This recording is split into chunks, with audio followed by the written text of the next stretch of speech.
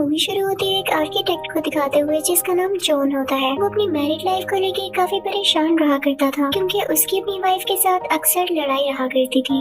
उनका एक छोटा बेटा भी था जो कि अपने पेरेंट्स के इस बिहेवियर की वजह से परेशान रहा करता था। अब जॉन अपने साइड पर काम कर रहा होता है कि तभी उसे ख्याल आता है कि उसकी बेटे की बर्थडे है। वो सोचता है कि आज वो घर जाके अपनी वाइफ से सुलह कर लेगा और कोशिश करेगा कि वो दोबारा ना लड़े ताकि उनका बेटा खुश रह सके। अब वो अच्छे से अपना काम करके घर जाता है और जैसे उसने प्लान किया था उसी को फॉलो करते हुए अपनी वाइफ से सुलह कर लेता है। और ये देख के उनका बेटा बहुत खुश होता है क्योंकि कौन अपने पेरेंट्स को एक साथ नहीं देखना चाहता। अब वो लोग सब साथ बैठे होते हैं कि तभी टीवी पर एक न्यूज आती है। उसमें यही बता रही होती है कि बहुत सारे कॉमेट्स दुनिया में पहुंचने वाले हैं। सब लोग काफी घबरा जाते हैं। एक कॉमेट बरमूडा ट्रायंगल में गिर चुका है और उसके काफी ज्यादा आफ्टर शॉक्स हैं। जॉन फौरन से घर से बाहर जाकर देखता है, तभी वहाँ पर भी एक आफ्टर शॉक वेव आती है जिससे जॉन बेचारा गिर जाता है और आसमान में उड़ते हुए बर्ड्स भी काफी डर रहे थे, रैंडमली इधर उधर उड़ रहे थे। इवन उनके घर के शीशे भी टूट जाते हैं। वो सब लोग काफी डर जाते हैं कि एक ही कॉमेट गिरने की वजह से इतना ज्यादा नुकसान हो रहा है। इसका मतलब न्यूज में ये ह्यूमर नहीं बल्कि असली बात है। हमें दूसरे का ख्याल रखना होगा। तभी वहाँ पर जॉन के मोबाइल फोन पर दोबारा से वो मैसेज आता है और वो रिकॉर्डिंग भी। उनके टीवी पर भी सेम मैसेज आता है जिसे वहाँ पर मौजूद और लोग भी पढ़ लेते हैं और वो कहते हैं कि कैसी जस्टिस है, सिर्फ तुम्हारी फैमिली को ही क्यों चुना गया है, क्या हम इंसान नहीं।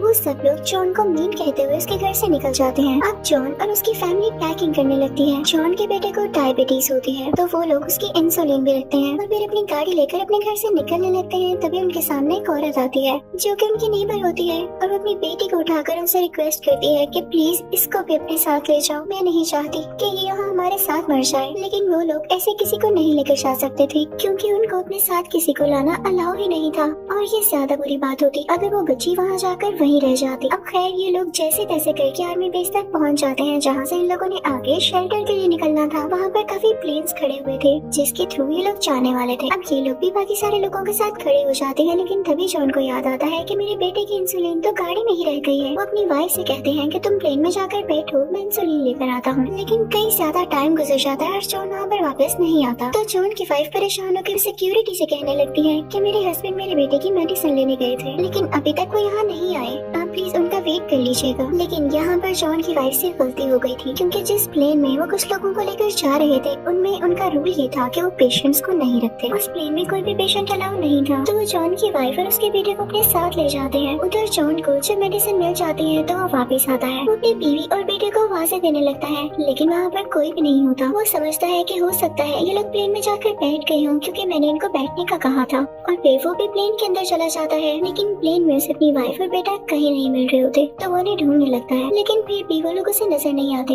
तो वो बैठ जाता है कि हो सकता है वो किसी और तरफ और ढूंढते ढूंढते यहाँ पर आ जाए। अब प्लेन में ही आदमी जब जॉन के हाथ में वो मेडिसिन बॉक्स देखता है तो उससे पूछता है कि तुम्हारी मेडिसिन है। तो जॉन कहता है नहीं मेरी बेटी की है। तो आदमी कहता है कि इस मेडिसिन बॉक्स के साथ तुम यहाँ पर कैसे आ गए, वो लोग तो सभी पेशेंट्स को बाहर रोक रहे हैं। तो जॉन यहाँ काफी परेशान हो जाता है ये सोचते हुए कि मेरा बेटा भी तो एक पेशेंट है और जरूर उन लोगों ने उसको रोक लिया होगा। वो प्लेन से बाहर जाने की कोशिश करता है लेकिन लोग उसे रोक लेते हैं कि बस अब ना तो कोई प्लेन से बाहर जा सकता है ना कोई अंदर आ सकता है क्योंकि प्लेन में जगह खत्म हो गई है। अब बाहर के लोग ये सुन के काफी गुस्से में आ जाते हैं। वो काफी एग्रेसिव हो जाते हैं कि हम इतनी मुश्किल से यहाँ तक पहुँचे और हमें अंदर नहीं आने दिया जा रहा, क्या हमारी जाने इम्पोर्टेंट नहीं है। तो पुलिस इतने सारे लोगों को कंट्रोल करने के लिए उन पर फायरिंग स्टार्ट कर देती है। अब दूसरी तरफ जॉन की वाइफ सिक्योरिटी गार्ड से रिक्वेस्ट कर रही होती है कि मुझे जाने दें, मेरे हस्बैंड वहाँ मेरा वेट कर रहे होंगे। वो बहुत बड़े आर्किटेक्ट है, उन्होंने गवर्नमेंट की तरफ से खुद मैसेज आया था। लेकिन उस तरफ पुलिस की फायरिंग की वजह से फ्यूल लीक होने लगता है। वहाँ पर आग लग जाती है। वहाँ पर बहुत बड़ा एक्सप्लोजन होता है जिसमें कई लोग मारे जाते हैं। जॉन की वाइफ काफी परेशान हो जाती है कि कहीं इस ब्लास्ट में जॉन को न कुछ हो गया हो। वो जॉन को ढूंढने लगती है लेकिन उसे जॉन कहीं पर भी नजर नहीं आता। तो उसे एक आइडिया आता है। वो एक चिट पर लिखती है कि जॉन मैं अपने पेरेंट्स के घर जा रही हूँ, मुझे वहीं पर मिलना, तुम्हारी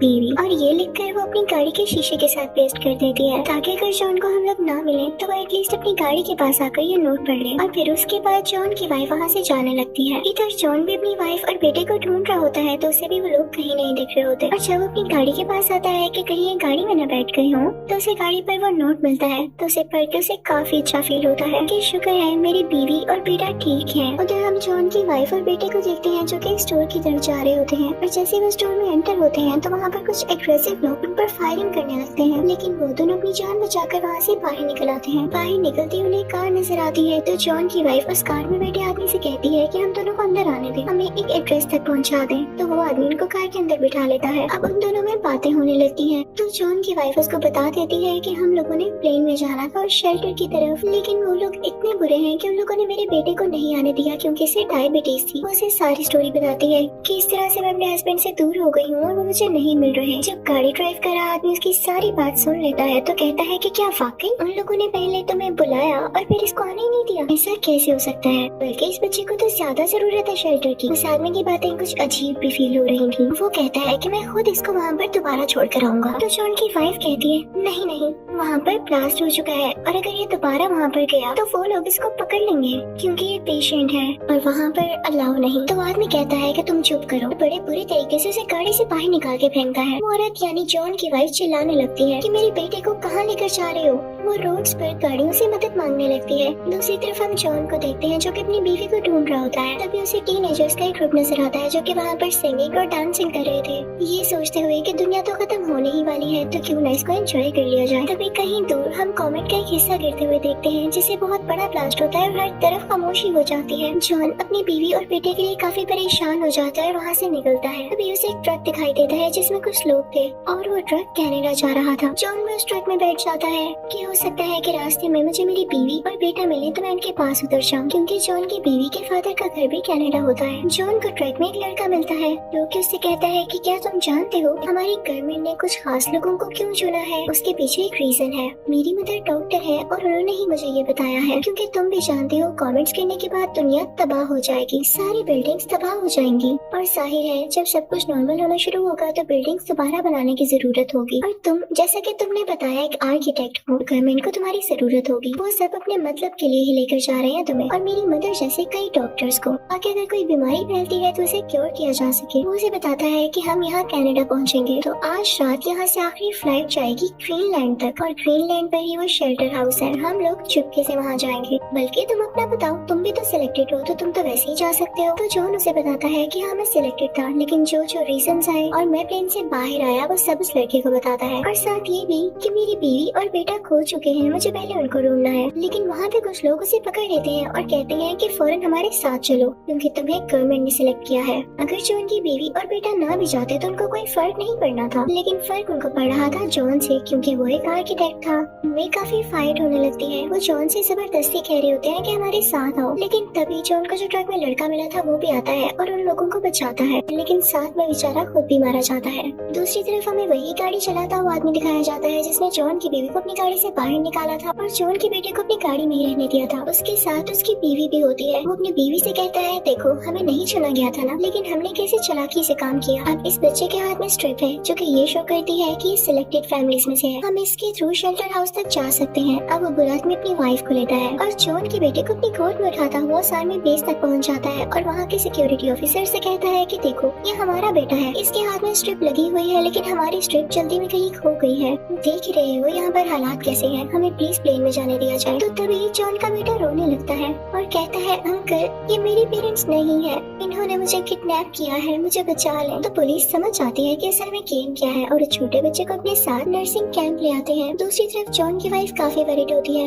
लेकिन लकीली उसे कोई लिफ्ट दे देता है तो वो भी यहाँ आर्मी बेस आ जाती है। सब लोगों से पूछने लगती है कि क्या आपने छोटे से बच्चे को देखा। वो अपने बेटे की निशानियाँ बता रही होती है। तभी एक सिक्योरिटी ऑफिसर उसे नर्सिंग कैंप पे ले आता है। जैसे ही वो लोग नर्सिंग कैंप पहुँचते हैं तो वहाँ पर एक डॉक्टर उसे बताता है कि आपके बेटे को हमने इंसुलिन लगा दिया है, परेशान मत हो, ये यहाँ सेफ है। तो जॉन की वाइफ अपने बेटे को गले से लगा लेती है। वहाँ जॉन की वाइफ एक नर्स से रिक्वेस्ट करती है कि क्या आप मुझे मेरे फादर के घर पहुँचा देंगे। वो उसे सारा एड्रेस बताती है तो नर्स कहती है कि ओके आप फिक्र नहीं करें, वहाँ के लिए एक बस निकलती है, मैं आपको वहाँ पर बिठा दूंगी। तो जॉन की वाइफ काफी खुश हो जाती है और फाइनली उस बस के थ्रू वहाँ तक पहुँच जाते हैं। अब जॉन की वाइफ अपने फादर के घर से बहुत करीब होती है। दूसरी तरफ जॉन भी जैसे तैसे करता हुआ अपनी वाइफ के फादर के घर पहुँच जाता है। वो वहाँ पर जाकर उनसे पूछता है कि क्या मेरी बीवी यहाँ पर आ गई है। तो उसकी वाइफ के फादर कहते हैं कि नहीं बेटा, क्या उसने आना था यहाँ। वो सारे लोग काफी परेशान हो जाते हैं। जॉन उनसे कहता है कि अब परेशानी की बात पड़ने वाली है कि जल्द ही कॉमेट अर्थ से टकरा जाएगा। अगर वो यहाँ ना पहुँचे टाइम पर तो क्या होगा। तो जॉन की वाइफ के फादर उसे कहते हैं कि तुम चुप करो, इस सब तुम्हारी गलती है। मेरी बेटी और ग्रैंडसन की रिस्पॉन्सिबिलिटी तुम्हें दी थी मैंने, तुम उन्हें अपने साथ क्यों नहीं लाए हो। अब जॉन परेशान होकर बैठ जाता है और प्रे कर रहा होता है कि उसकी बीवी और उसका बेटा सेफ हो। कि तभी उसको कॉल आती है जो कि उसकी वाइफ की होती है। वो कहती है कि हम घर के बहुत करीब हैं और जल्दी आ रहे हैं। तो जॉन कहता है कि मैं घर के बाहर आता हूँ, जल्दी से आ जाओ। और फाइनली जॉन अपनी बीवी और बेटे को देख लेता है। वो लोग गले लगते हैं और बहुत खुश होते हैं कि शुक्र है हम तीनों साथ हैं और किसी को कुछ नहीं हुआ। अब जॉन अपनी वाइफ से कहता है कि कॉमेट्स के कुछ पीसेस यहाँ गिरने वाले हैं, लेकिन ग्रीनलैंड में उन्होंने एक शेल्टर हाउस बनाया है, हमें फौरन वहाँ पर निकलना होगा।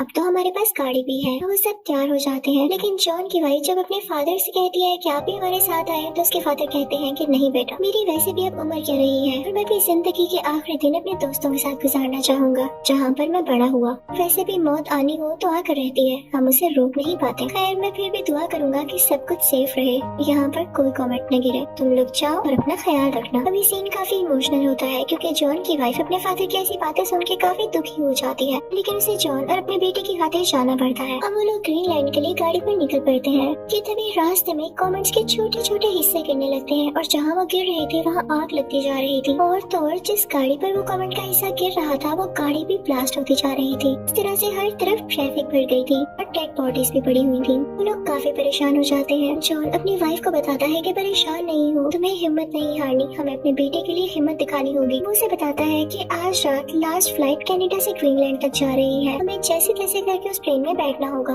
अब वो लोग तेजी से अपनी गाड़ी चलाने लगते हैं, लेकिन काफी देर हो जाती है। कनाडा से निकलने वाला आखिरी प्लेन अब रनवे पर था, वो टेक ऑफ करने ही वाला था। तभी जॉन अपनी गाड़ी उस प्लेन के सामने ले आता है। तभी पायलट बाहर आता है और उसे बहस करने लगता है कि तुम पागल हो गए हो। तो जॉन से रिक्वेस्ट करता है कि प्लीज, तुझे बाकियों का नहीं पता, लेकिन हम यहाँ पर सर्वाइवर हैं, मैं आपसे रिक्वेस्ट करता हूँ मुझे अंदर आने दे, मेरा छोटा सा बेटा है और इवन हम तो सिलेक्टेड फैमिलीज में से एक थे। तो पायलट को उन पर तरस आ जाता है और वो उन्हें प्लेन के अंदर ले आता है। फाइनली उनका प्लेन ग्रीनलैंड तक पहुँच चुका था, लेकिन अभी तक लैंड नहीं हुआ था। कुछ ही दूरी पर कॉमेट का कुछ हिस्सा जमीन पर जाकर गिरता है, जिससे बहुत बड़ा ब्लास्ट होता है और इसकी इतनी ज्यादा शॉक वेव्स जनरेट होती हैं कि ऊपर प्लेन तक आती हैं। इसकी वजह से उनका प्लेन एक पहाड़ के साथ जाकर लगता है और क्रैश हो जाता है। वो सिर्फ आगे से डैमेज हुआ था और उसका सिस्टम रुक गया था। लक की बात ये है कि उसमें आग नहीं लगी थी, ना ही किसी पैसेंजर को कुछ हुआ। तभी ये सारे लोग हाथ हिलाने लगते हैं क्योंकि सामने आर्मी होती है और आर्मी इनको रेस्क्यू करने आ जाती है। आर्मी फौरन से इन लोगों को शेल्टर हाउस के अंदर ले जाती है, जो कि एक बहुत बड़े बंकर की तरह था। वो वक्त आ चुका था जब बहुत बड़ा कॉमेट इस दुनिया पर गिर चुका था। बाहर बहुत बड़ा ब्लास्ट होता है जिससे पूरी दुनिया हिलने लगती है, जिससे बहुत बड़ा अर्थक्वेक आया हो। बहुत जोरदार आवाज आती है और शेल्टर हाउस यानी उस बंकर के अंदर लोग भी काफी हिल जाते हैं और डरने लगते हैं। जॉन अपनी फैमिली को गले से लगा लेता है और यहाँ पर उसे सारे फ्लैशबैक आने लगते हैं और वो अपनी फैमिली से कहता है कि मैं तुम सबसे बहुत प्यार करता हूँ। लेकिन तब अचानक से खामोशी हो जाती है। बाहर की दुनिया पूरी तरह से तबाह हो चुकी थी, लेकिन अब कोई कॉमेट ऐसा नहीं बचा था जो कि गिरने वाला हो, क्योंकि आखिरी कॉमेट गिर चुका था और उसी ने काफी तबाही मचा दी थी। हर तरफ पॉइजनस गैसेस फैल जाती हैं, तो सब लोगों को बाहर नहीं आने दिया जाता क्योंकि शेल्टर हाउस में कुछ खाना भी था और कुछ फैसिलिटीज भी थी, इसलिए कुछ महीने तक उन लोगों को अंदर ही रखा जाता है। लेकिन जैसे ही बाहर का एटमॉस्फेयर कुछ ठीक होने लगता है तो ये चैम्बर यानी शेल्टर हाउस का दरवाजा खोल दिया जाता है और जब ये लोग बाहर आते हैं तो देखते हैं कि पूरी दुनिया तबाह हो चुकी है, लेकिन बहुत ज्यादा शुक्र करते हैं कि हम तो बच गए। इनको न्यूज मिलती है कि दुनिया के छोटे छोटे कोनों में ये शेल्टर हाउसेस बनाए गए थे और इनकी तरह कुछ और लोग भी बाकी बचे हैं जो कि सब मिलकर एक नई दुनिया का स्टार्ट करेंगे। और इसी के साथ ये मूवी यही एंड हो जाती है। Thank you for watching.